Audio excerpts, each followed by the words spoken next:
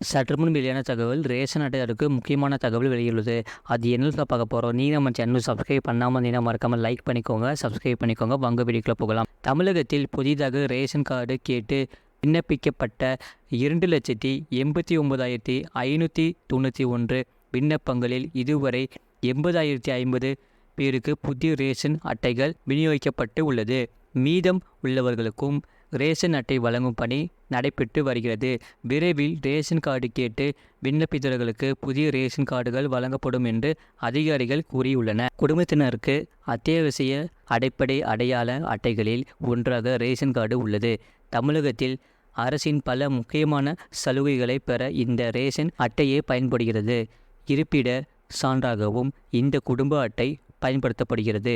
தமிழகத்தில் மட்டும் 2,24,19,359 ரேஷன் அட்டைகள் உள்ளன.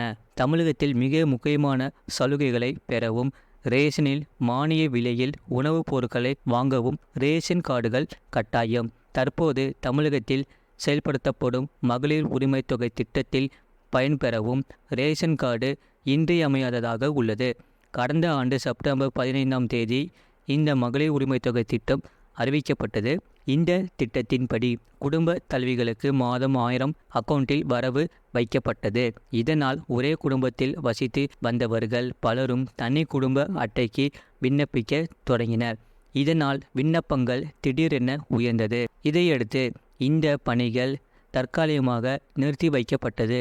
இதனால் புதிதாக விண்ணப்பித்தவர்களுக்கு ரேஷன் அட்டைகள் கிடைக்காமல் இருந்தது.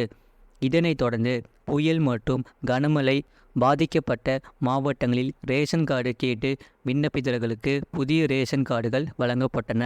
அதன்படி 2024ஆம் ஆண்டு மார்ச் மாதம் 45,509 குடும்ப அட்டைகள் விநியோகம் செய்யப்பட்டது.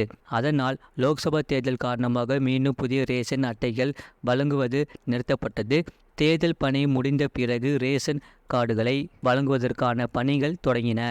இதன்படி புதிதாக ரேஷன் கார்டு கேட்டு வந்த 2,89,591 விண்ணப்பங்களில் 1,22,000 விண்ணப்பங்களுக்கு ஒப்புதல் அளிக்கப்பட்டது.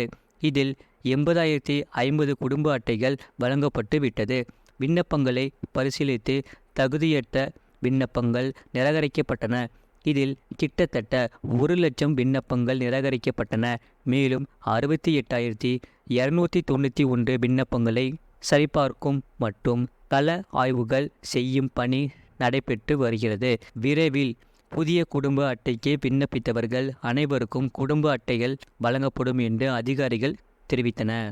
தற்போது புதிதாக விண்ணப்பித்தவர்களுக்கு விரைவில் ரேஷன் கார்டுகள் வழங்கப்படும் என்று அதிகாரிகள் கூறியிருப்பதால் ரேஷன் கார்டுக்கு விண்ணப்பித்தவர்கள் மகிழ்ச்சி அடைந்துள்ளனர். புதிதாக ரேஷன் கார்டு கிடைக்கப்பெற்றால் தகுதியான விண்ணப்பதாரர்கள் மகளிர் உரிமை தொகை திட்டத்திற்கு விண்ணப்பிக்க முடியும். இதுபோன்ற செய்திகளை உடனுக்குடன் அறிந்து கொள்ள மறக்காம சேனலை சப்ஸ்கிரைப் செய்யுங்கள். மற்றவர்களுக்கு தெரியப்படுத்த ஷேர் செய்யுங்கள்.